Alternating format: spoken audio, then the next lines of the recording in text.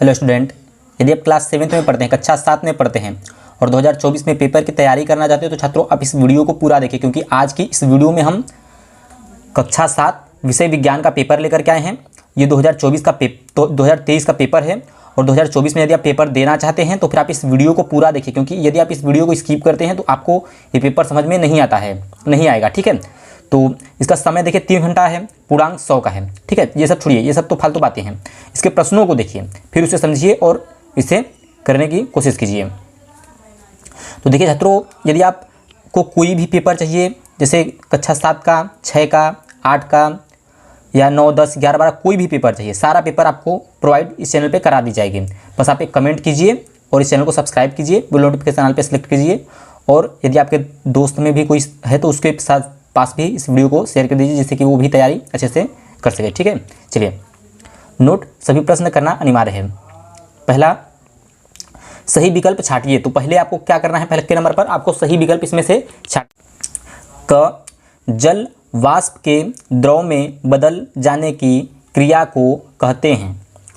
तो जल वाष्प के द्रव में बदल जाने की क्रिया को कहते हैं, तो क्या कहते हैं? गलनांक कहते हैं, ब हिमांक कहते हैं, स वाष्पीकरण कहते हैं, द संघनन कहते हैं। तो इसका कौन सा सही होगा? जिस छात्र को मालूम होगा वह टिक लगा लेगा। ठीक है, और जो आपको समझ में नहीं आता है वह आप हमसे पूछ सकते हैं। तो इस छात्र ने जो लगाया है टिक, यह बिल्कुल सही है। ठीक है, वाष्पीकरण कहते हैं। ठीक है, जल जो है कि वाष्प द्रव की अवस्था में बदल जाता है तो क्रिया को क्या कहते हैं? तो वाष्पीकरण। चलिए आगे चलते हैं।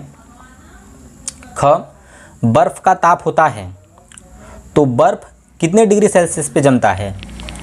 100 डिग्री सेल्सियस या फिर 38 डिग्री सेल्सियस या फिर 0 डिग्री सेल्सियस या फिर कोई नहीं? तो जो इसका सही होगा आंसर ये स वाला होगा। ठीक है, तो आई होप कि आपको ये भी क्लियर हो गया। चलिए ग की तरफ चलते हैं। तो ग में लिखा है द्रवों में ऊष्मा का संचारण होता है।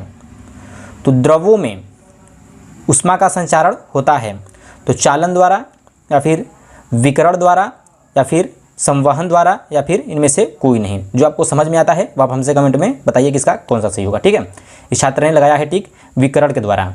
जो आपको समझ में आता है वह आप हमें कमेंट में बताइए। घ, तबले में ध्वनि उत्पन्न होती है। तो तबले में ध्वनि किस कारण से उत्पन्न होती है? अ, रगड़ने से या फिर फूंक मारने से या फिर खींचने से या फिर आघात से। तो ये देखिए सही है द वाला।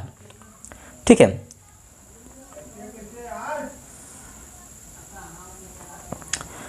और चलिए चलते हैं प्रश्न नंबर आगे की तरफ।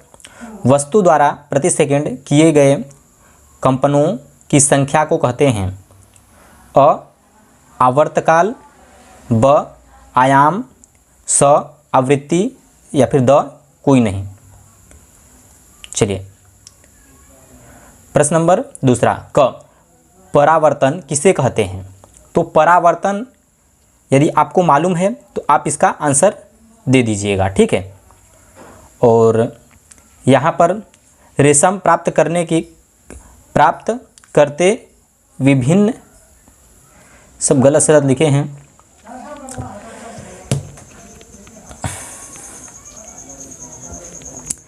रेशम प्राप्त करने के साथ यहाँ पे विधि लिखिए, विभिन्न लिखिए। चलिए आगे चलते हैं। यहाँ पर ये जो था वह गलत काट कूट कर दिया गया है पेपर में, तो छात्र पेपर देने जाते हैं सब काट कूट कर चले जाते हैं। चलिए आगे चलते हैं। ख, ऊतक किसे कहते हैं? तो ऊतक किसे कहते हैं इसे आप कर लीजिए, अथवा गलनांक किसे कहते हैं, या फिर यहाँ पर भी एक प्रश्न लिखा है क्रिस्टलीकरण किसे कहते हैं, ये भी आप कर सकते हैं। प्रश्न नंबर 6, क, क्वथनांक किसे कहते हैं? क्वथनांक अथवा प्रसार किसे कहते हैं? ख, ऊष्मा का संचरण किसे कहते हैं, अथवा सुचालक तथा कुचालक पदार्थ किसे कहते हैं?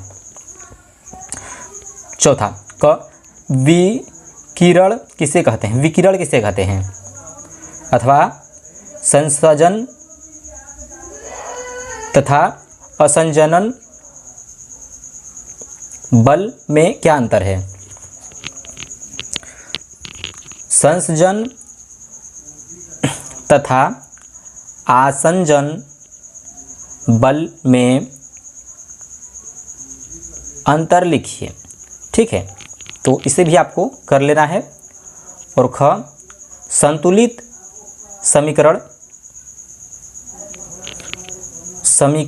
किसे कहते हैं?